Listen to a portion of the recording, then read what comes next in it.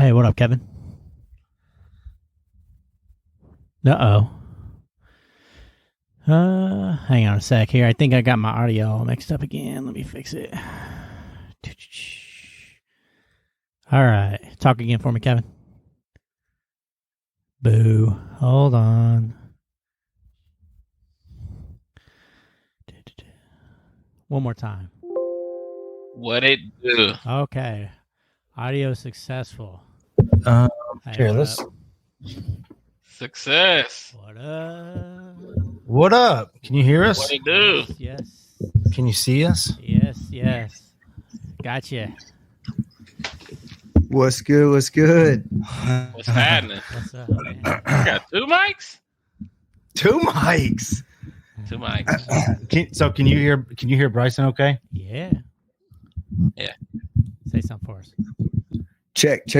Gotcha. Yeah, it sounds good. That's Gotcha. good. Okay. All right. We're Yeah, I good? should be going off of two mics here. So, Cool. can you hear them? Okay. Do you want to do a headphone? You can have one in. I can have one in. Would that be easier? Sure, you're Rex. We're out of COVID. There ain't no more yeah. COVID. Can have the right one. Yep. Yeah. Yep. Just lick it with your tongue. Why don't you just give him a wet willy before you put it in Yeah. there? Just lick it with I your have a tongue. hearing aid in my left ear.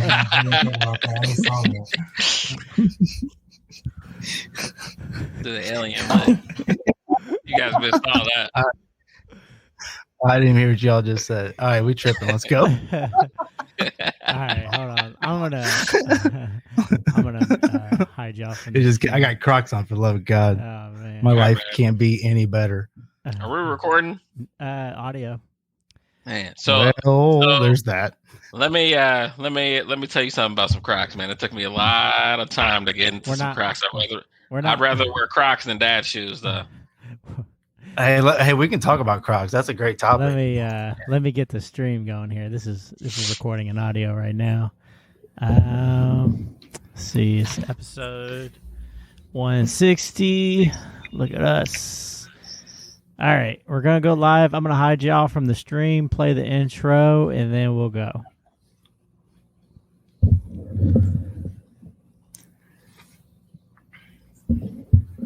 I think my dog has sleep apnea, dude. Dude, my dog's got fat apnea. It still be snoring, and I'd be like, "Man, are you dead?" Yeah. Don't hit it.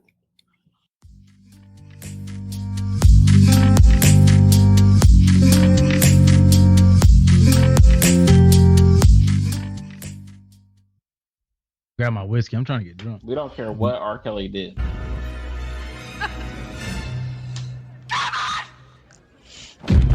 Did I say anything racist this time?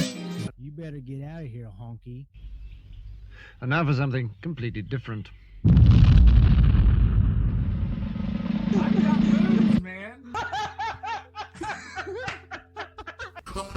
Well, two honks and Kim just messing around. You'll never know what they talk about on two honks and Kevin. You might hear something about the NBA. Maybe they'll just make your day on two honks and Kevin. It's sports and life and family too. Let's all listen to two honks and a Kevin. Yeehaw! Just crap my pants. All right, what's going on, everybody? It is April 27th. What's up, Kevin? What it does? Ah, man. And what's up, Blake? Man, we What's up, my man? got you guys. There we go. That's better. Let's go. It was like, only had Blake there, so Well, I mean, that's the important part. Let's be honest.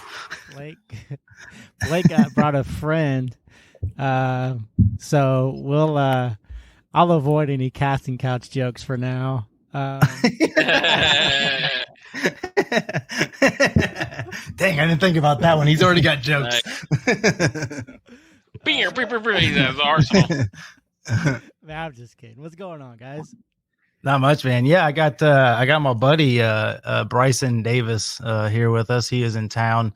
I've known him for quite a while, just through church and whatnot. And I don't know, probably last 3-4 years maybe. Yeah, we kind of gotten just a little bit closer, just because we both like fighting and a lot of same podcasts and whatnot. So, anyways, yeah. So he's living in California now. He's here to get some tattoos done because he is a single man and he has money.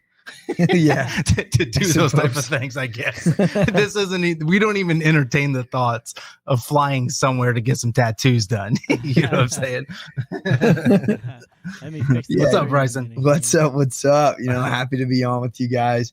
Yeah, just like Blake said, the last about 5 years, we just became homies because one day, somebody said something about Joe Rogan, and both of us like looked up at the same time. It was your mom. Your mom mentioned that you were going to go see Joe Rogan live. And I was like, oh, snap, my boy Bryson's into Joe Rogan. And I didn't know that. Who knew Joe Rogan would, bring so many people together? Yeah. And so who knew he would create so many relationships? And so just off our mutual love for Joe Rogan, we also discovered our mutual love for so many other things. Yeah. I guess really if you're a basic bro and you love Joe Rogan, you also love the same podcast. You also love UFC. Look at Rich. He's already cracking up. He's like, yeah, they're definitely bros right now. And so our lives look very similar. I'm sure our YouTube favorites are all the same. So here's the problem. That's how his algorithms should look. Some of the stuff I listen to, I don't think I should really be listening to. It's like, I feel like I'm too old to be listening to this. I should be listening to like some financial help, or whatever. But instead, I'm listening to ARP for me, right? Yeah. Instead, I'm listening to comedians just talk about the most stupidest stuff, But it is what it is. So anyways. So Bryson, it's been a minute since I've seen you. You got some facial hair on you now. You were a young pup when I first met you. I heard that now that you're sliding over into the MMA realm. Is that what I'm hearing? Yeah, absolutely. So been a minute since I've seen you. Been a minute, but yeah, so time out. I just want to interrupt real quick. This dude came to one of my little UFC parties wearing a Ben Askren shirt. And it was the day that Ben Askren got crucified in 3 seconds by Jorge Masvidal. So did everybody immediately look at you as soon as that happened? Yeah, I think you were there, Kevin. That's why it hit my memory bank, and I couldn't let it pass up. I had to remember that for a second. But Ben Askren, like you'd be a middle of America kid, and like especially like wrestling, like a wrestling background. Like Ben Askren was like All-American. Yeah, he's All-American. He's Olympian. He's like the God King of wrestling. And like, it's like, you're talking about the middle of America. Like this guy's like, I found one to support. Yeah. Like he's one of us, and he made it. He made it to the top. And, obviously he got sparked with that knee. Yeah. And it was quite depressing, sitting there in my Ben Askren t-shirt, watching, watching the one of us, So anyways, I really interrupted that story. So so what made you got the shirt? Yeah. I do. I train in it every now and again, which is funny. He's still my guy. I still got love for Ben Askren. But yeah, because I exited the Marine Corps in 2020, and I had done quite a bit of fighting and training while I was in the Marine Corps, and I really just wanted to move forward and do it outside. And so in San Francisco, I'd found a gym that was opening up. And so I was like, hey, I'm gonna jump in here and see if I can do it with these guys. And so been just fighting, training, and really just got the bug super hard out there with these guys, where it's really just taken over my life. It's everything I do. I go to school, but really school is it gets in the way of fighting, quite honestly. Like I just want to get to the point where I don't have to go to school, and I don't I can graduate and I don't have to do what I went to school for. I can just I can fight and support myself through fighting, training. And I just want to train for the rest of my life. Like that's the dream. Wow. So when someone asks you, what do you want to do for the rest of your life? It's be involved in some type of martial arts. Like, it's got you hooked beyond whatever education you have, whatever you can get through the Marines. Like, do you see, like, if you can't make it as a fighter and make money as a fighter, do you want to train? Yeah. No matter what it is, whether it's in coaching in any aspect, whether it could be like in nutrition and maybe like strength conditioning, whether it be like I don't know, in any aspect of the gym, like no matter what it could be, to be around fighting. I mean, no matter what it is, like I just would want to be around the sport for the rest of my life in any aspect. So Bryson, do you think that plays into, like, I guess, like I keep thinking of discipline. Like, you're from this military background, and then fighting this MMA stuff is a lot of discipline. Is it that you like the most about, well, both? It seems like both of those always transition well. Like, you always get famous fighters that are from a military background, or vice versa. Right. I think like the discipline does play a big factor, like that routine, that discipline, that structure. But honestly, I mean, fighting really saved my life in a lot of ways. When I got out of the Marine Corps, I was not doing good. Like I exited the Marine, like I got out and I was not doing good mentally. And if it wasn't for finding God and finding fighting, like I would not be here. And so, yeah, like I found church. That was the first thing I found. And I found a good community to surround myself with. And I found fighting. Like I found that passion that, like, I had fought before, but I had never like poured like everything I had into it. I had never like really just like dove in head first and decided that this was absolutely everything I was going to do. Now, I do think it's interesting that you say that you found church, because you are a pastor's kid. If they, for those out there that do not know that. So he's obviously been around church his whole life. And I mean, you and I have had some religious conversations of some confusion, amongst, some of what we've been taught and, new information or whatever, but yeah, I just thought that was interesting. You sounded, you found a church. What was it? Something different that you found that you needed in your life at that specific moment? Yeah, it's kind of wild, man. Like because I wasn't, like you said, I grew up as a pastor's kid. But when I left home at 18, I kind of just decided like this. I was kind of still like I still had that like Christian like somewhere deep inside me, but it was not at all a concern or a priority in my life. And so as I was a Marine, I was just doing whatever I wanted. I really didn't have a lot of concern to serve God, or it just really wasn't a concern. I would pray when I was like in trouble. Yeah. I would pray when I was like kind of nervous. Yeah, we all do that, bro. Like when I was like, in a bad situation, and be like, hey God, remember me? Yeah. Like, it's been a couple of years. My dad's a pastor. No one prays as hard as a guy in the military. Like no one prays as hard as a guy in the military in trouble. Like yeah.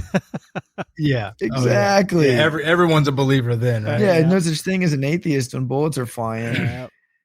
Yeah, you're praying to something, that's for sure. Yeah. And so like when I got out of the Marine Corps, like I was still like I was not trying to find God. And like I moved, so it was crazy. I moved to San Francisco originally for a girl that I was dating in San Francisco. And so I've been out there for a couple months. And pretty crazy circumstance. Things didn't work out with that girl and ended pretty abruptly in a not fun situation. And so, I was like, hey, like I'm pretty much done with life. Like I'm pretty much like it's run its course. Like I thought getting out of the Marine Corps, like life was going to be good. And it's not. Like I'm done. Wow. And so kind of like hit the end of my rope and did anyone know this? No, not really. So none of your siblings. He's got a brother and a sister as well. So none of your siblings, mom, dad, no one had any idea. Like they knew I was kind of going through like rough times mentally, but I don't think they really knew like at the time, like, oh, like Bryson's like planning to kill himself or anything like that. Like I don't think it was like that. And so like that's where I was at. And so it was like there was this it was like the next day I was like, okay, like I've got this plan in motion. I'm gonna do this. Dude. And so it was like I was ready to roll. And it was like that. So that Sunday morning, I was like, okay, like I'm gonna go to this church on Sunday morning, like I'm gonna like make peace or whatever. And then Sunday afternoon, I'm gonna do this thing. And so like I went to this church on Sunday morning and like it was crazy. Like I guess like I don't know. I guess you could say like I met God, like I'd never like met before. It was crazy. It was like a crazy experience. And I just kind of remember there's like all these things I was going through at the time, like all these circumstances. And I remember like having like this conversation with God, and I was like, God, like I'm facing this situation and I'm facing this situation and this, like I was like listing all these things out. And I was like, if I choose to live, like I don't know how in the world I'm going to get through all these things, and like none of them make any sense, and like I don't know how I'm going to get through them. So like they're up to you. Like, and like I just remember like I don't know, like just like very clearly, like him like speaking like just like the Red Sea, like I've got it. Like I'll split it so you can walk right through. And I just like held on to that. And I was like, yeah, like you'll split the sea and I'll walk right through it.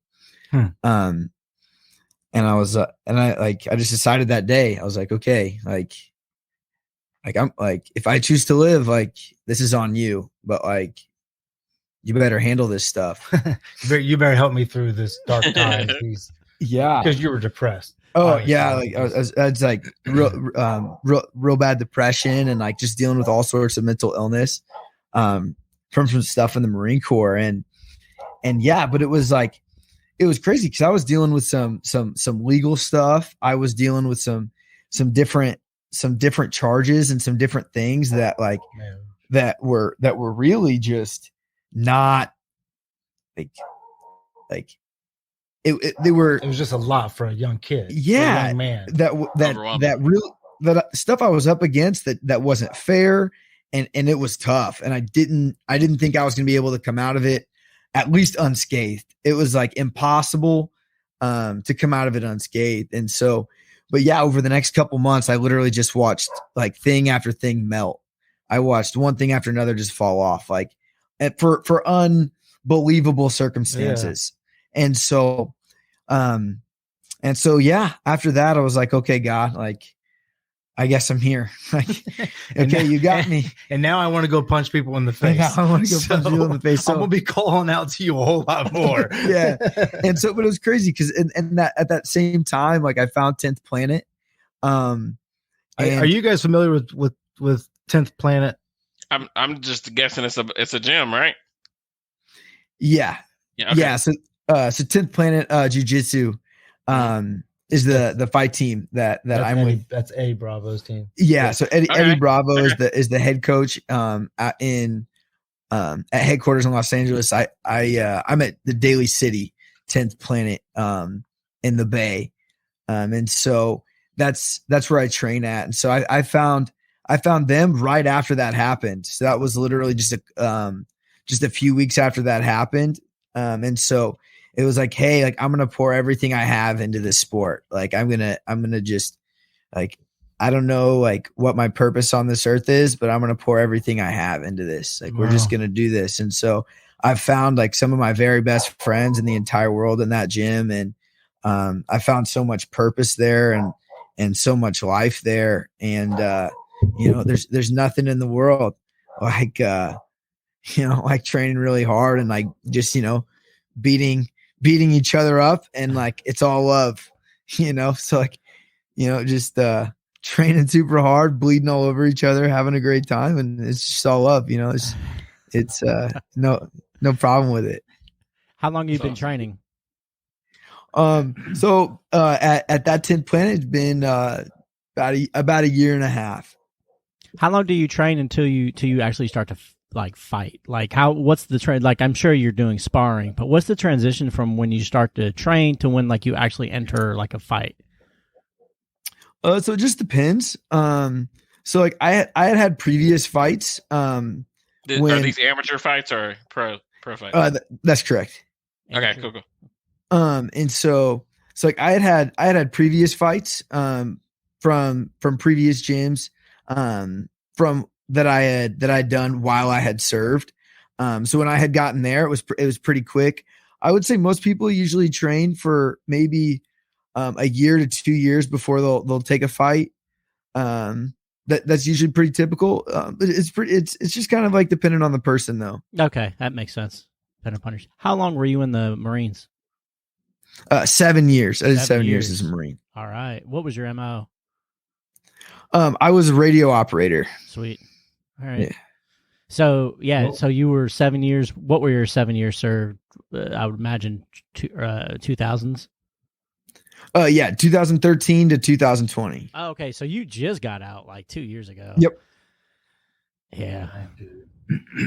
Yeah, Bryson and I have had some conversations just about, and I think I've actually brought Bryson up a lot, on the podcast, just talking about different situations, but he's talked about just some of the situations that he was put in, on the battlefield. And I know Richard could probably relate to some of this as well, but just where he has to make a decision to shoot someone and to know if they are a civilian. Yeah, enemy combatant or not. There used to be rules and regulations. Now all of a sudden there's not. Like, like used to be you're wearing a uniform, and now all of a sudden really newish with the after 9/11 stuff, you don't know. It's you can't trust it. I'm sure they did some of that over in Vietnam, and that was part of the issue over there too. But when you're in basic and they teach you rules of war, and it's like, well, they're not. That's not the rule. That's not the rule. I don't know if I can shoot this guy or not. Right? Yeah. Right. Yeah, that's wild. Now you did just have a scare not too long ago with an injury, my friend. I hit him up like I can't remember. I think I don't know if Bethany posted something, but I saw something like you were like not doing good. It was wild. It's crazy. So, and it was wild. I fought at the end of November, had a great fight, won my fight in November. It was awesome. And then into December, I was just training super hard. It was like, just training super hard into the end of the year. And my left ear just developed some real bad cauliflower, just got real puffy, real nasty. And I lesson learned. I probably should have just taken care of it. Like I probably should have, drained it more. I probably should have, wore headgear more often. Like I probably shouldn't have just just taken care of it. Like should not have been a man. Yeah, Wasn't there a fighter that had like his ear all puffed up and then he got it popped? Do you guys remember that fight? Was it Kimbo Slice fought that guy? Was that it? Kimbo Slice punched the dude in the ear. Yeah, I remember that. It exploded. Yes, dude, that's the good old days. So so I'll tell you what happened to my ear. So mine just got so nasty. Well, it was kind of like a saga over like 3 days. It was just so gross. And so it would it would get big. I would drain it. It would get big. I'd go train. It would get all puffy. I would drain it. And so I would just like put a syringe in and pull it out. Put a syringe in, pull out all the just all the fluid, right? I've been there. And is everybody at the gym like this is how we do it? Like most people aren't having like cauliflower that bad, but yeah, if you have cauliflower, that's what you do. Okay. Like that's customary. Some dudes, you pull out the fluid. When I wrestled, they take a razor and just cut that bad boy. Yup. Right after the match, yeah. You just do it, right? And so mine got just super pissed off. I mean, I had this ear that I walked into practice and I was like, man, like my buddy Logan, my main training partner, like we joke around every day. And dude, I walk into practice and I'm like, bro, look at my ear, dude. And so I walk over to him like, bro, look at this thing. And he's like, bro, he's like, eesh. He's like, can I touch it? You know, we're doing one of those things. And then every little touch, it just hurt. Oh my God. It hurts so bad. And he's like throbbing. Bro. Yeah. He's like, what are you going to do? And I'm like, dude, I'm just going to roll with it. Whatever. Like, let's just like, we're good. And he's like, yeah. Too tough, dude. He's like, bro, you're good. You're good, homie. And so jump on the mats. And sure enough, like second or third roll, guy puts me in a guillotine and I got to pull my head out. And when I pull my head out, like I just feel all this pressure in my ear. And so I'm like it's just throbbing pain, like super bad. And I'm like, I got to drain this thing like right now. As soon as I get home, I'm like, I got to drain this thing like this moment. Like I can feel my heartbeat in my ear. And it's like the size of like a ping pong ball on like the side of my head. As soon, like, I don't even know if the syringe touched my ear. It might have just like scared it. I had like, I'm like, I'm like doing the thing, like up in the mirror, I'm looking, I'm I'm like, is it there? It's like so close to it. And it just looks like a murder scene all over the door. It's just like blood everywhere, all over the door. It's so bad. And so it ruptures. So I'm like, this isn't good. Like, I should probably go to the hospital. Yeah. So I go to the hospital. They're like, yikes. Like, that's cauliflower ear and a half. Like, let's drain this thing. So yes. You idiot. You're just now here. Yeah. So they're like, the first thing we got to do is they're like, we got to give you like some Novocaine for this thing. Well, when they give me some Novocaine, it ruptures again. The thing explodes again. They give me Novocaine on the backside. It ruptures out the back. So my ear is now ruptured 3 times. Yeah. So it was a mess. Well, they have some complications with it. In the process of all those ruptures, you have this tiny little canal that I had no idea existed previous to this injury that I'm now an expert on. And it is called your fallopian canal. And I did not know men had anything called fallopian in their body. You got a fallopian up there? Yeah. Like when they told me, I was like, hey, I'm a guy. I don't think I got one of those, doc. And he was like, nope, like everybody's got one of these. Yeah. And so it's called your fallopian canal, and it connects your inner ear to all the nerves on the left side of your face. You have one on either side. And when my ear ruptured, it ruptured that canal, and that canal impinged the main nerve for for every nerve on the left side of my face. And so when it did that, it shut off the entire left side of my face. So you want to be a fighter. And so so my ear was obviously like all stitched up. They had putty like stitched in it to hold it together after all those ruptures.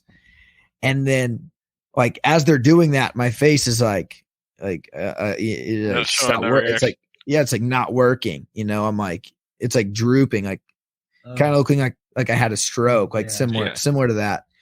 And like, they're freaking out, trying to figure out what's going on. And then they tell me like, hey, like you have this and your brain's bleeding. You have this bleed inside your cranial nervous system. Yeah.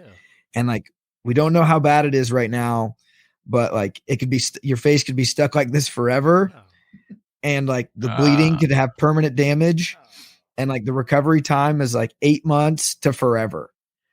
Hey, and like, so are you ready for that first $5,000 paycheck from UFC fights? I know. I know. Big league. That's the big league. You're doing all that for $5,000. Maybe 10,000 if you win. Yeah, 10 and 10, 50 G's though. You know, you do something cool. that might cover that Novocaine, dude. Yeah, if I go to war with this guy, you know, I might get an extra 50 grand. But then, so what was crazy though is it was like, I don't know, there was something weird. Like they told me that, and I was sitting in there, and I was like, nah. Yeah, because you had like a what? So what was it like? You had like a real. It was a pretty big chance of you not being able to hear, and there was like multiple things. Right? Oh yeah, like 20, so it was like a 20% chance I would never regain any movement in my face. No. Like it was like permanent. Yeah. And I was like, nah, I think I'm gonna be good. I was like I remember I told the doc, he finished like his big spiel, and I was like, nah. Holy crap, dude! Especially because you're in that mode of, hey, I'm preparing to fight, like, so I'm going to get over it, right? Yeah, Bryson. Yeah, I'm coming off a big win. I was like, I just won in November, dude. Like, I'm trying to fight again. Like, it's the beginning of the year. Like, yeah, Bryson was like, hey, cool story, doc. I'm gonna go ask Joe Rogan. Yeah, it's like ivermectin. Like, what did he tell Aaron Rodgers? Like, let me get some of that stuff. Not clear. Like, what's Jordan Peterson saying? like, come on, come on now. That's awesome. And so, but yeah, and so it was crazy. Like, I remember telling him, like, I told the doctor, I was like, man, like, we'll see. You know, like, I'm not too concerned. You know, so like. Did they have to have surgery? And did you have to have surgery? No, so they had talked about it. They said that surgery guarantees that you won't get 100% recovery back. Wow. So they said we can wait and hope your body responds, or we can have surgery, but surgery's really risky. And if you have surgery, it guarantees you can't have 100% recovery. And so I was like, well, like, I'm going to wait and I'm going to pray. I was like, I'm going to wait and I'm going to pray. Wow. And I was like, yeah, this is what I'm going to do. And you're still training. Yeah. And I went back to training. I was like, I'm going to train and not get hit. How long did you officially sit out? So that was, I went back to the gym the next morning. Was your face still frozen? Yeah. Oh yeah. My face was frozen, beginning to end, bro. It was only frozen for 5 weeks, which was crazy because they told me it'd be 8 months. But 5 weeks later, I had definitely still scary. But yeah, so it was. That's amazing. So I started to see a little movement at 2 weeks. And then it just started to come a little bit more and a little bit more and a little bit more. You got more fun. Yeah, but I started training that next morning. I was right back in the gym. I couldn't take any contact. Obviously I couldn't spar or anything like that. And I had really bad vertigo. That was probably the worst thing. So like anytime my heart rate would increase, I would get vertigo. So like I would have to like train like really light, and then like I couldn't like jump up and down, or I'd get like real dizzy. It was rough. It was tough. And like I basically could only hit the bag, and like kicks were hard. It was tough. It was hard. Like I did everything I could, and I go for as long as I could, but it was a tough time for me. And but I knew, I was like, man, like basically like I kept saying it, but I was like, dude, like God didn't lead me here to leave me here. I was like, I didn't. Yeah, I was like, dude, I didn't battle like the murderer's row of like the last few years for a little facial paralysis to like flatline me. I was like, dude. I was like, when see, you're just, people are just different, because some people, when they hit those roadblocks, they just quit, and then there's others like you know, and that's probably why you're a Marine, and you or. Now, have you always been like that, or do you think the Marines bred that into you, that like, yeah, I'm hurt, but I'm not dead? I'm still here. I can still hear. Now you do have a hearing aid in right now. Do we want to talk about that? That's a HIPAA violation, Blake. What are you doing?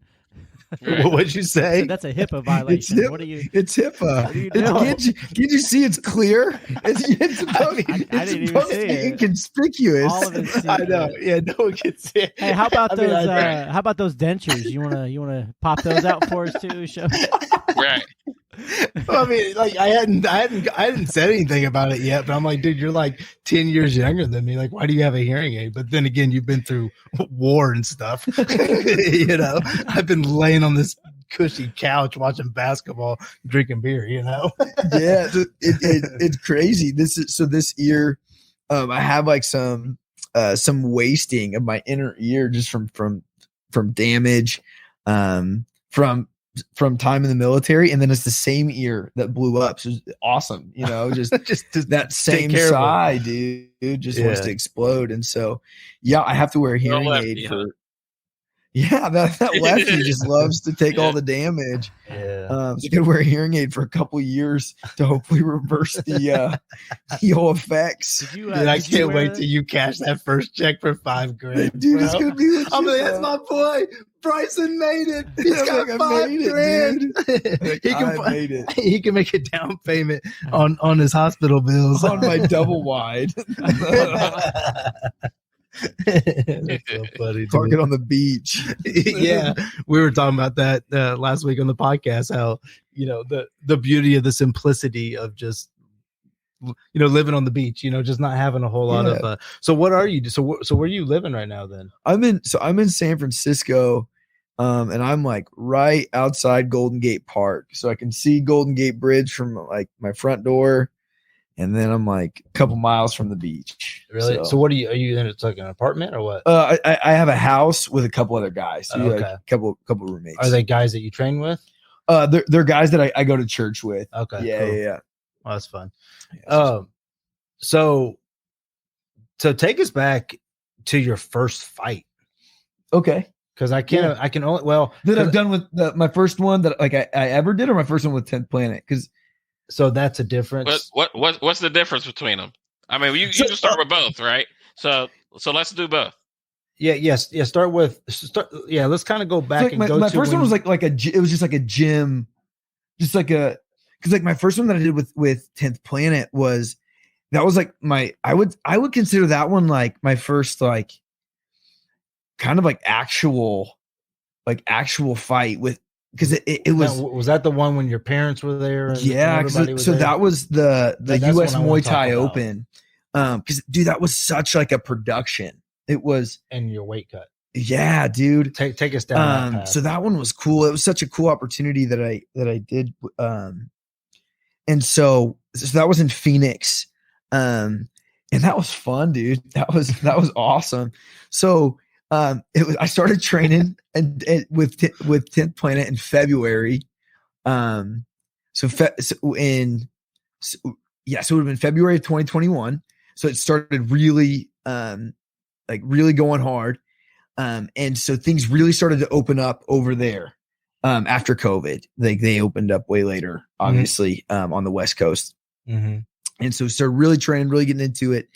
And so they had just finally announced, hey, we're going to start having fights again. Mm-hmm. So they announced the U.S. Muay Thai Open in Phoenix for the first weekend in May. And so, you know, I'm really just getting training with 10th Planet, really just getting my feet wet, just getting going. You're pretty new. I mean, I'm still pretty new with these guys. Yeah. I'm still pretty, I'm still getting going and I'm like sparring quite a bit with them and getting some work. But like, as far as these guys, like still pretty new. And I've had time off. Like I haven't trained in since I moved to California, which had been 6 months, 7 months plus COVID, so March, I'd had a little bit of time off and I gotten pretty thick. I was just I was only lifting weights really Yeah, like you during did. that Yes. COVID time. Like I'd gotten pretty went big. into like bodybuilding there for a second. Yeah, like dude, Yeah, I was like on that COVID life, like the Yeah. DoorDash and gym. and gym life, dude. Like that's all I was doing. I was we pretty big. live such different lives, Bryson. but yeah, so it was the beginning of March. I'd only been there for about a month, and they were like, hey, we got this opportunity. We know you have some fighting experience. Like, you want to do this fight? Like, you want to do it? And I was like, sure. God, like, dude, sink or swim, right? Like, yeah, I was like, I want to do it. Like good opportunity, like fun, like, and like I had a test, like, and like like I had told you guys, like I had just come out of that like super tough time mentally. I was like, this sounds like an awesome like thing to put my mind to and just go after. Like, yeah, let's do it. And I was like 194 pounds at the time, pretty built. Like, and I was like, dude, I've got to get to 145 pounds. Like, oh God. I was like, this is going to be the cut of my life. Like, let's do it. And so that's what I did in 7 weeks. Like, I made the weight cut of my life and made weight, like trained super hard. Now you made weight, but I hear that there was a dangerous, it got dangerous. I would say at the end there, it was a little rough. Weren't you at the drugstore with your dad and you kind of couldn't see? Yeah. So the night before, just I started minor like, details you're leaving out. Yeah. So, yeah. So that's nothing. I got this, doctor. that's nothing. So I don't need to see the fight. I went hypoglycemic the night before because my blood sugar was so low. I started to lose my sight. So like I like only had peripheral vision. I was like in the grocery store and I had to like sit down. It's like I couldn't see. Mm-hmm. My dad was like, good luck, son. Like what? Like you can't see? I was like, Dad, like what does this say? Like, cannot read this bagel. Like, is that what that says? Like, is this a bagel? I was like trying to get food for after weigh-ins the next day. Like I thought that was going to be like an exciting thing. I was like, man, I can't wait to eat tomorrow. I was like, nah. Ended up being like a dangerous trip to the grocery store. Man. Like I couldn't see. Couldn't you're gonna have to pull the blood sport. And your body is seeing all that food and smelling it and saying like, feed me right now, or you're going to lose your eyes. Dude, it was bad. And so, but then, so I made weight the next morning, which was like, dude, the greatest moment of making that weight. It just made it all worth it. Because they talk about it in the UFC all the time. The weight cut is the first fight.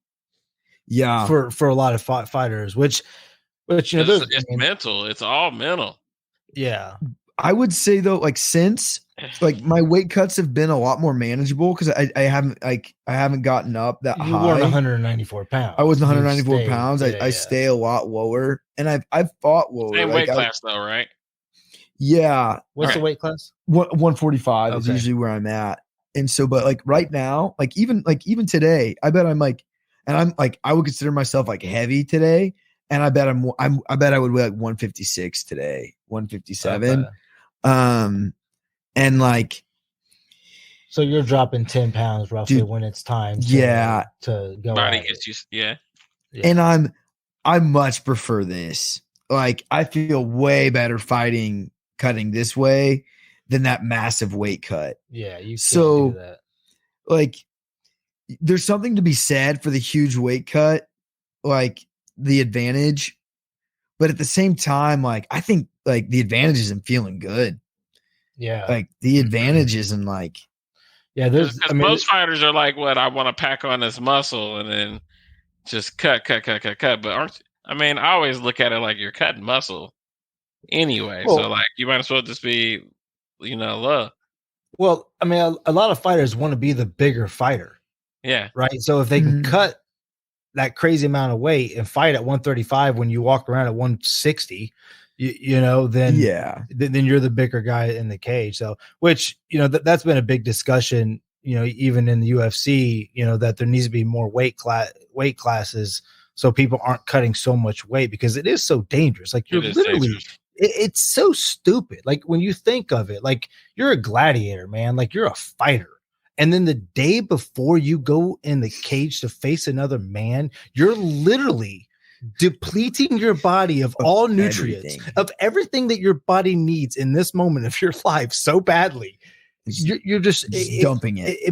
It's been in sports forever, but it's a crazy concept. That night, your body gets shocked from all that food and hydrating, and like it's your body's on a roller coaster. Yeah, and probably like a 2-week span, because most people start cutting. Most people start cutting within that 2 weeks, right? Oh yeah, unless they were heavy like your first time. Like right now, you could cut in 2 weeks and be good. Oh, definitely easy, but 10 days. Yeah. So it's a lifestyle. I mean, that's the thing. You're a professional. If you're trying to be a professional athlete, you got to eat like a professional and do all that. And so, but the thing is, like just like you were saying, like you're going to be a gladiator, but the day before you're depleting yourself. Well, it's like the thing is you're dehydrating your brain, and then you're going to go take shots to your head. So it's like when you talk about like brain damage, and you talk about like all those head injuries, like, and you talk about like the long-term effects, like that's where it's coming from. Yeah. Like, not like, sure, I'm sure that taking shots to the head is substantial. I'm sure taking shots to the head when you're dehydrated. Yeah. And like when you don't have enough brain fluid. Yeah. Because you are delusional. From a massive weight cut. It's like that's so got to be crazy. substantially worse. But then again, like that's what makes the sport so appealing, because it's like we look at you guys as like, you guys are crazy. Like, it's insane, but I love it because I love the story. Bryce and I have joked before in the past, because there was a moment where Daniel Cormier, when he lost to John Jones, he cried in the cage, and Bryson didn't really, he just thought he's like, man, whatever. He's a wimp, crying in the cage.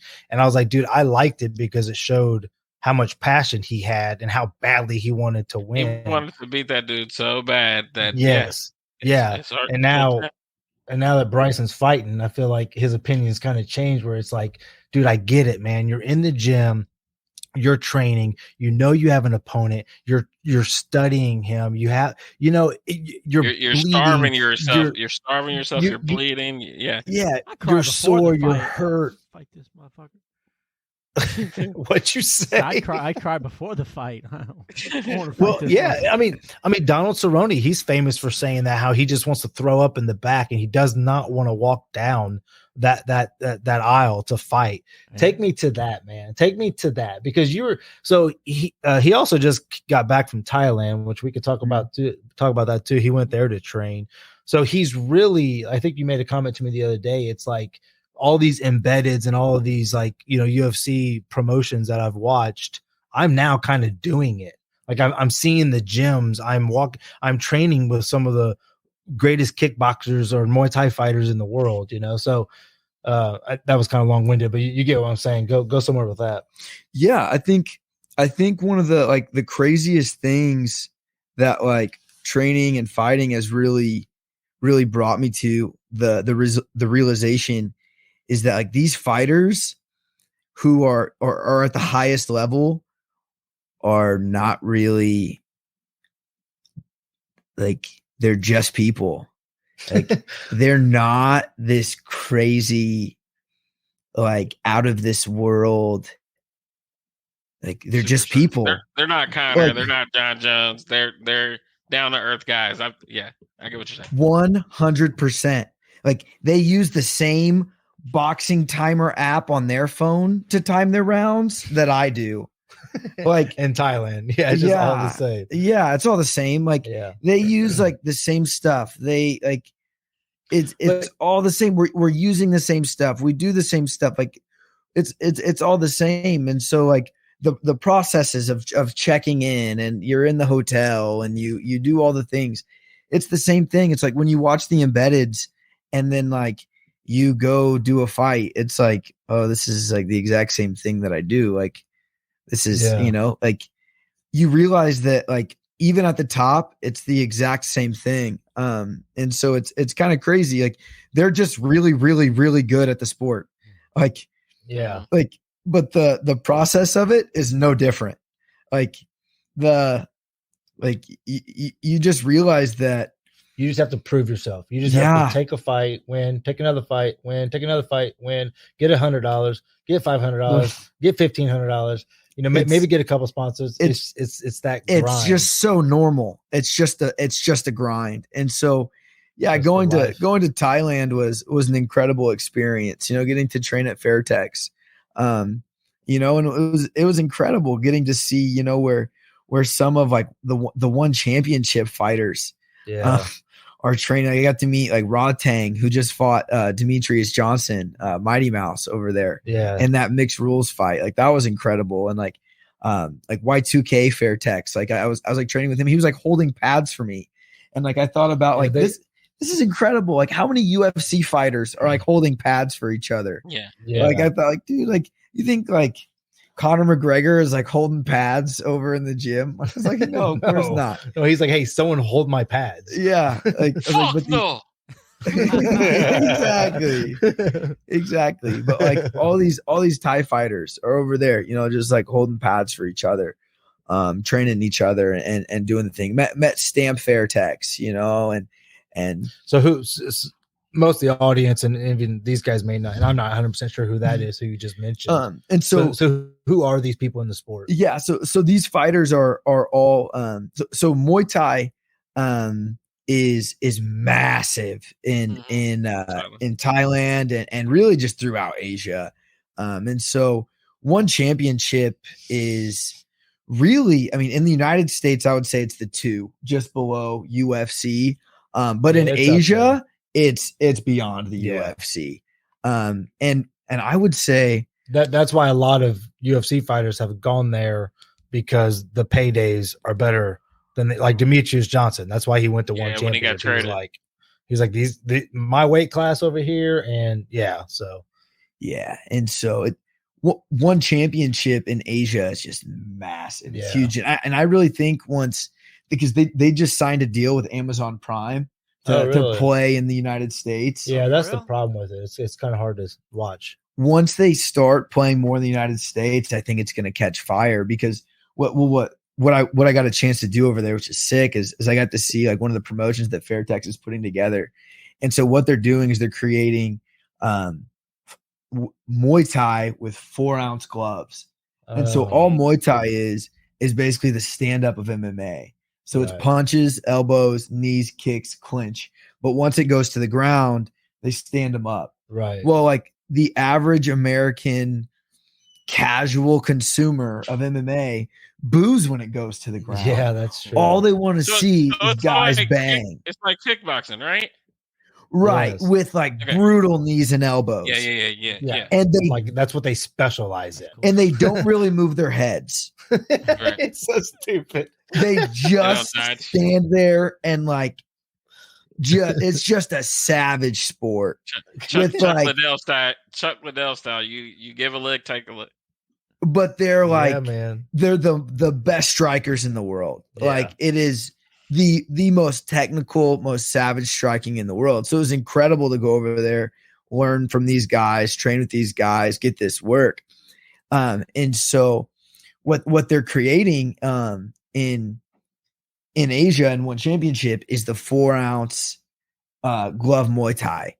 So right now they use in Muay Thai, they use 8-ounce gloves. But what they're doing now is creating the 4-ounce gloves. So stealing that from MMA. Wow. And I think as that catches on, they're putting it in a cage as well. I think one championship will grow in the United States and eventually. Yeah, I agree. Can you explain the difference between the 8 and the 4? What is the difference between the gloves?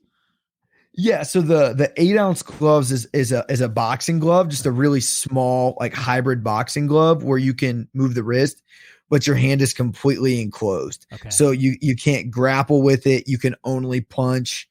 You can clinch, like you can like grab the head, but your hand is completely encased. Mm-hmm. The 4-ounce glove is the MMA glove. Mm-hmm. So Muay Thai with those 4-ounce gloves it's a fist fight. Is it? It is. I mean, you're talking about close range, just a brawl. Yeah. I mean, and the biggest thing is there's no protection. Mm-hmm. So with those big gloves, you have the with You're able to put your gloves up. You're able to protect yourself with with your guard. With the 4-ounce gloves, you have no guard. So you're forced to just throw back, dude. So you just have these guys going to war, and they call it Muay Extreme. So, dude, it is. Bring it on! I can't wait to watch it. That's the best name ever. I know. It is so sick, and so I got to witness some of that when I was over there. It's so cool because in the United States we watch cartoons on Saturday morning. Yeah, and in Thailand they watch fights on Saturday morning. Yeah, and so in Thailand on the main channel, like it's like channel 7 on Saturday mornings, all over the country they broadcast this fight for the whole country. Is what everybody watches. And it's fair text, and they do so they have like 8 fights on Saturday morning, and so they have a few Muay Thai fights, and then a few Muay Extreme fights, and then MMA fights on the end. So it was incredible to see like their promotion. Are they doing that to try to get the Asian crowd to be more accepting of an MMA style? Yeah. So is there like a fight from the Asian community to be like, no, like we like, it's almost like getting boxing heads to like MMA for us. It's like more of just like an introduction. They like it, and it's growing, but they definitely want to introduce it more. Yeah. And so as much as they love Muay Thai, they just want to grow MMA. Yeah. They want MMA to get bigger and bigger, and so it's just incredible. And it's all about. I mean, as you know, it's just about building stars. Like that's the thing, and that's what stinks about Demetrius Johnson. I mean, he was one of the greatest fighters ever for a long time in the UFC, and it's like I don't know how many people are following him or watching him, but it, like you said, it's about being able to watch it easily. you know, or just an easy way to watch it. So, but what's crazy is like he has more eyes on him now, than he did when he was in the UFC, and we don't you don't really hear about him. He's probably making more money. He's probably happier. Yeah, living in Singapore. Dude, it took him so long to get popular as champion. Like it didn't. It take him like mid championship run. He quit the grocery store. He was bagging groceries at. Well, isn't that crazy? I mean, that's finally what got like a PlayStation or Xbox or something like that as a sponsor. He was all happy. Gamer. It's so sad. Yeah, but that's exactly what Bryson was talking about. Where it's like they're all people. Like even if they're in the UFC, like they still got bills. Like they got to pay their trainers. Like they've got all these expenses. Like they're in the major leagues of fighting, and they can't get paid. And they can't get and there's plenty of money there too. That's what's so frustrating, man. Mm-hmm. But then again, and we've talked about this, if you are the UFC as a business, you're going to pay them as small as you can. Yeah. And then UFC is going to say, well, you need my platform to make more money. So, earn your pay. And I mean, unfortunately, that's a business, but if you're in the UFC, you should be making no less than $50,000 a fight, no matter what. Right? Like every fighter, if you're on the earliest of prelims, so be it. At least 50,000. Yeah. Right? Yeah, would the fighters say that?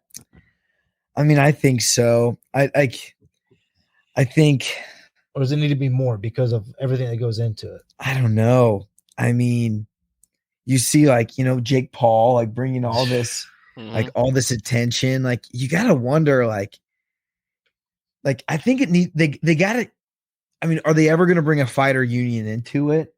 I don't know, but I think what you have to do is at least have some sort of similarity in the UFC that you have with the NBA or the NFL, where there's a 50-50 share between the owner, the ownership and the athletes. Because right now you've got 50, close to 50-50 in every major sport. It's 55-45 or 50-50 in every major sport, except the UFC is 85-15. Oh my gosh. And it's the most brutal of all the sports. And the time that you're going to have in it is got to be so small. I mean, what's the average? I mean, your window, I mean, 2 to 3 years. The average fighter is fighting probably 2.5 times, maybe twice the average guy. Yeah. And you might be able to pull that off for about 5 years, 6 years. And you can only do it for a short time of your life. Most are out of the game around 35. Dude, I bet the average fighter doesn't even stay on the roster for longer than a year. Yeah, you're probably right. I bet the average guy doesn't get more than 3 fights in. It's just wild. I mean, it's, like we've talked about, it's a sport I've followed for many years. I think it's because I'm so intrigued by it. I'm intrigued by the whole concept of who's the best fighter in the world. Like, it's just that is such a crazy concept to think about, right? Like, out of the whole world at this weight class on this specific day, like, I'm the baddest man on the planet. Everybody wants to know who the toughest kid on the block is. Every movie's the same way, and it just, and it's funny because I think it's obviously such a majority guy thing. It's like this drive to be the baddest man in the room, or this drive to, on this date, try to take out this other man. I mean, is that the drive of it? It's like old gladiator days, right? Yeah. Well, and that's why they always say it's like fighting has been that sport that's been around forever, since the gladiator. Everybody was entertained by a fist fight. Like, all right, let's see who the better man is. I've always said, like, fighting is the best sport in the world because, like, you could pay $500 for some courtside basketball tickets, right? And you could be sitting there watching the best athletes in the world play basketball.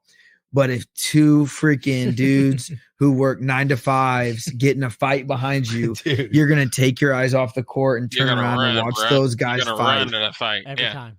Yeah. Every time. You're going to turn around and watch those guys throw hands. World star. And when you leave, you won't even be talking about the John Morant dunk. You'll be talking about the 2 bozos that got in a fight behind you. Yeah, dude. Right. And you'll have it on video because you have it on your phone. You'll post it to your story. Yeah. It's all over social media. Yeah. But is that the thing? Is that why UFC has a lock on the game? Because there's always going to be a fighter that they can pay cheaper. They can make them a star, right? I think so. I think the UFC is just too big of a monster at this point, and I think the ESPN deal kind of like secured it. Like, now it's like Disney, like Mickey Mouse has he's got his hands on part of the pie now too. Like, it kind of like signed, sealed, delivered, unfortunately. But like, I mean, they're always going to have their Connors. They're always going to have their guys who are going to explode the game. Like, you got like your Patty Pimblett now, your Patty the Batty. Like, he's kind of the next rising star, but they've got Israel, they've got, kind of maybe like the end of Usman, but like, they've got their stars. They've got Hamzat coming up, who's going to be a pay-per-view monster. They've got these guys that they can like especially that globally. Come up. Yeah, especially globally. Yeah, but I just don't know if they're household names. But I don't even think John Jones is a household name. I don't think they really need that many. Like, they can make them. If they don't have them, they can make them. Yeah. I mean, it's killing it. This May 7th card is going to be ridiculous. We have to go down. We shouldn't even talk about that card. It's so good. But yeah, well, the other thing too, that like there's been some things I've heard been pointed out fighters are doing, or they're signing the contracts, but let's say they, they win their first fight, they win their second fight, there's some hype about them, and then they put them up against a top 10 fighter. Well, they're still getting that $10,000 and $10,000 contract. Yeah. But now they're about to go fight a top 10 guy because they just want, so like the Sean O'Malley's, the Patty, whatever his name is, Patty Batty, they're being smarter, and they're like, Patty told Brendan Schaub, he was like, if UFC call it, because Patty gets real fat in the off season, he's huge. But he was like, these fighters taking these fights on 2 weeks notice. He's like, what are you doing? Like, that's the dumbest thing ever. Like, I'm not doing that. Like, this is a crazy sport, but forever, these fighters will, I can't turn down Dana. If I turn down Dana, he's not going to give me another favorable fight or pay me, so dude, it's sad, really, because that's crazy. Yeah. But Patty's like the thing is, Patty thinks everybody's getting the treatment he's getting, and they're not. It's like Patty's kind of like, he's making more money outside of the UFC though. Oh yeah, he's got that six-figure deal with Barstool. Yeah, Barstool. 7 figures, I think, maybe $1 million deal. I don't know. Yeah, he's I think it was $1 million deal. So, anyways, so yeah, I don't know. I mean, yeah. So that's that with that. But so what's next for you, dude? You're just be competing in Gracie Worlds and Jiu-Jitsu tournament in June. Nice. Probably gonna jump in a Muay Thai fight here in May. So are you doing MMA and Muay Thai? Yeah. I'm getting all everything. Just everything I can get right now. Mm-hmm. So yeah, I really want to get my blue belt jiu-jitsu in 10th Planet. Yeah. That's what I really want to do. I want to. What's your favorite martial art? Dude, that honestly right now, because it's kind of changed. Yeah. I would say right now it's jiu-jitsu. And there's probably people who would slap me in the face if they heard me. Right, they heard me say that. So is that a thing amongst the martial arts? Oh yeah, and Muay Thai. I love Muay Thai. Muay Thai is oof, I love Muay Thai. But right now, I would say it's jiu-jitsu, just because I'm just really growing a lot in my jiu-jitsu game, and really falling in love with a lot of different elements of it, and I'm really growing. I just had a tournament on Sunday that I was able to get some wins in that I wouldn't have won a few months ago. Yeah, that's got to be rewarding. Right. Yeah, I can see the addiction to it, especially when you're doing it all right, I got to go up against this guy today, and then it's well, it's either sink or swim. I'm either going to lose or I'm not. Yeah, and this tournament I was in on Sunday, this guy was beating me for the first 4 minutes. Yeah, the first 4 minutes of this match, this guy was in 5th gear and I was in 3rd gear. Yeah. And just going and going, bro, a step ahead of me the whole time. And just fighting back the guard, fighting back, getting out of just fighting out of bad positions and just constantly he went for a Von Flu and I was able to reverse him and take mount. And it was okay, here I am. I've literally been defensive for the last 4.5 minutes. And here I am. And I know this guy's better than me. And it was but here I am. Yeah. Nice. I just worked to this spot for the last 5 minutes. I'm having this conversation, with myself in my head. But and then I eventually choked that, I got the RNC on the guy eventually. And so rear naked choke. Oh, sorry. I got the rear naked choke on the guy. I choked the guy out. But afterwards, I was man, I put a ton of work into my jiu-jitsu in the last few months, and I know I would have lost to that guy 6 weeks ago. And that feeling that you get as you're walking off the mat is why you do it. That's life. It's a drug. That's what life's all about. Yeah. That's if you could put that feeling into a pill, it would be worth taking. Absolutely. Yeah, everyone would be addicted. Yeah. And that's or maybe that drug is out there and the people that take that drug are on the streets in California. Maybe they're on Haight and Ashbury. Maybe that's where they're all at. But that's what makes life worth living. That feeling, those victories. Looking back, being able to smile, and it's almost you're watching those waves in the pool as you go by. I did that. Yep. Yeah. It's man, I put in that work, so much work, all those times that I've been rolling on these mats and getting tapped, all these times, I've just been getting shredded by all these black belts, and these purple belts and these blue belts, it's all for something. Guys, it all makes you better. Yeah. I'm grinding and it's worth it because I just won this match and I probably shouldn't have beat that guy. So how would you say the community of the fight game is as far as the people you've come across, the way they treat people? Because, people want to think if they're fighters, they're probably, a little rough around the edges or whatever.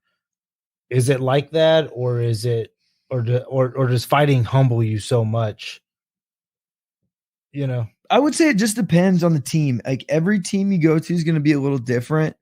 But like my team and like the guys I've come across are some of the very best people I've ever met. Like my team, like extraordinarily respectful, extraordinarily humble. Mm-hmm. And yeah, I would say like most guys I've come across like in the fight game, extremely humble. Like most people who have made it to the highest levels that I've met, like super humble, super down to earth, and they're all about spreading they're all about spreading the game.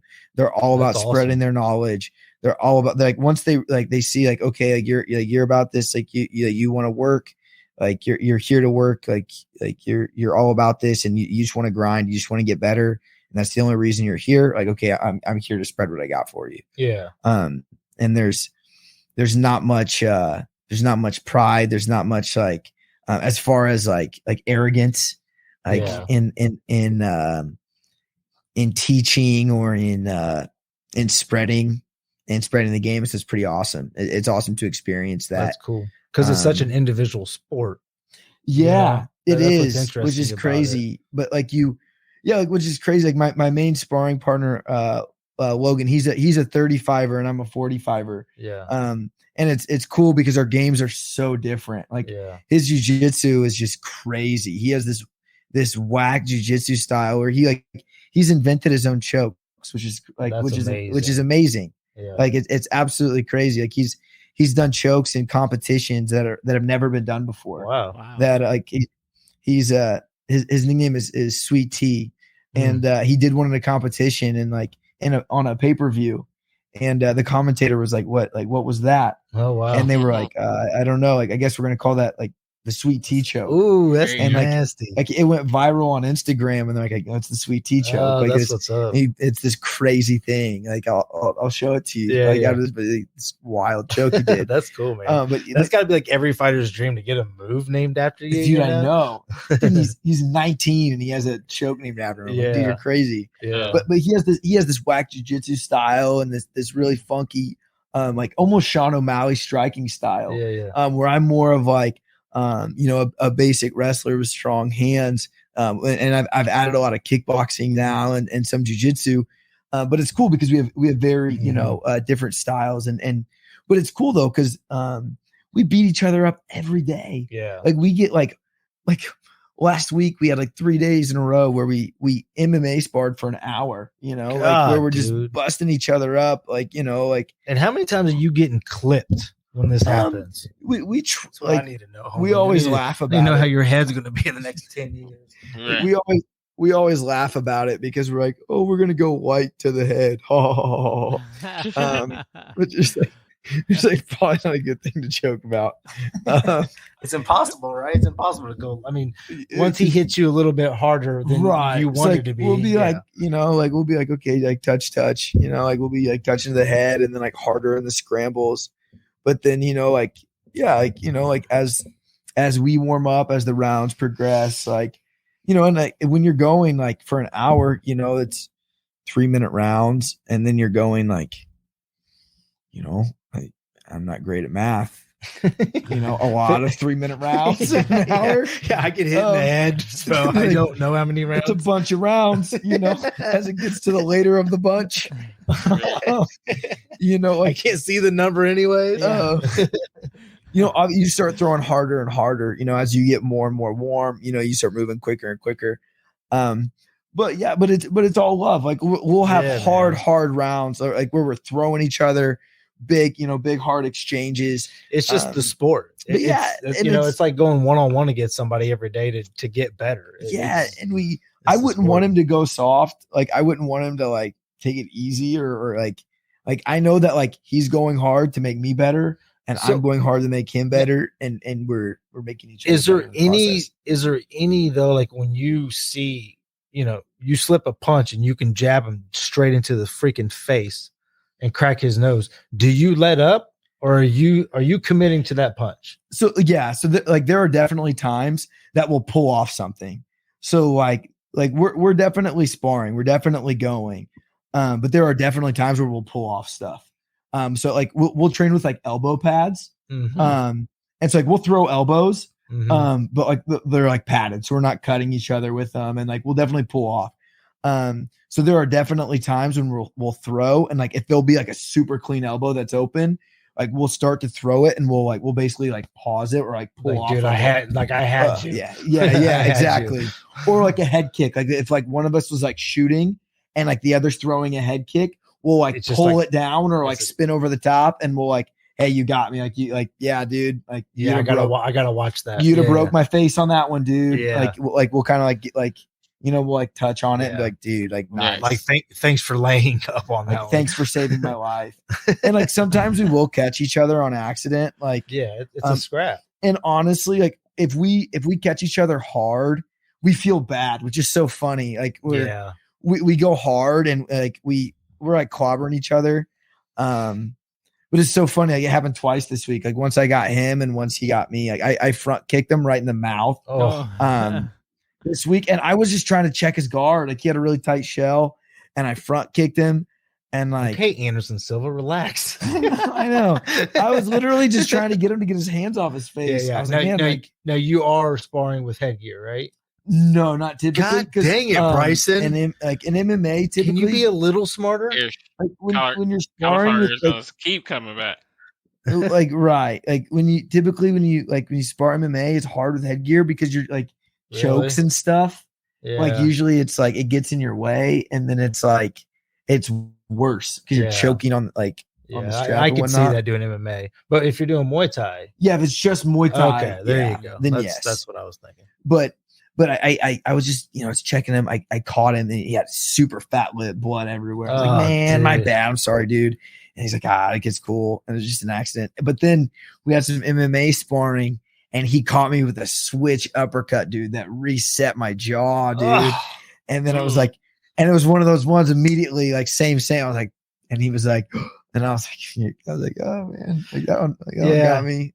But it's all love. Like there's like it's like wrestling. It's like wrestling with your brother. Yeah, dude. It's like, I'm mad at you right now, and we're throwing. But if I hurt you, I'm gonna feel a little bad. But I also got you, and like. Yeah, and like it's what's funny is like when we get each other, like we'll get each other hard, like we'll like you'd be like laying there, you're like you'll be recovering, and then you're like we'll look at each other and be like, that was nice, dude.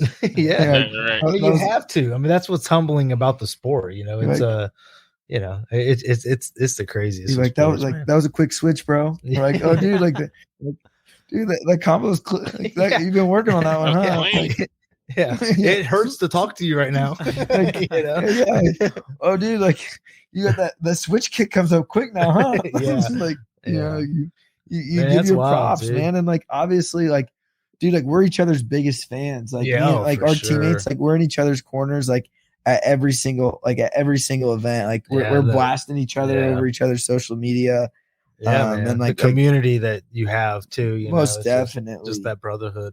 And you were probably missing that too, especially after the Marines, because that was a brotherhood. Definitely. And then you're kind of on your own. You don't know where you're going with your life, and I know you had a relationship issue, and dude, it's loud, bro. Well, I'm glad you're here, dude.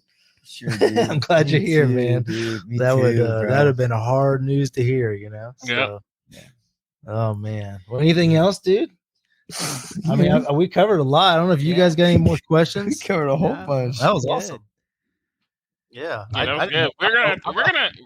gonna definitely have to have you on update. Especially let us know about your next fight. We'll push. Yeah, most definitely. Yeah, we'll start. We'll definitely do that. Thanks for having me. That was wild. That's awesome, man. I'm happy. It's cool to hear your whole story. Man, I feel like you had probably about 40 other stories you could have told us, man. I know. I thought we were going to talk about Crocs. I'm still disappointed. I know, man. Yeah.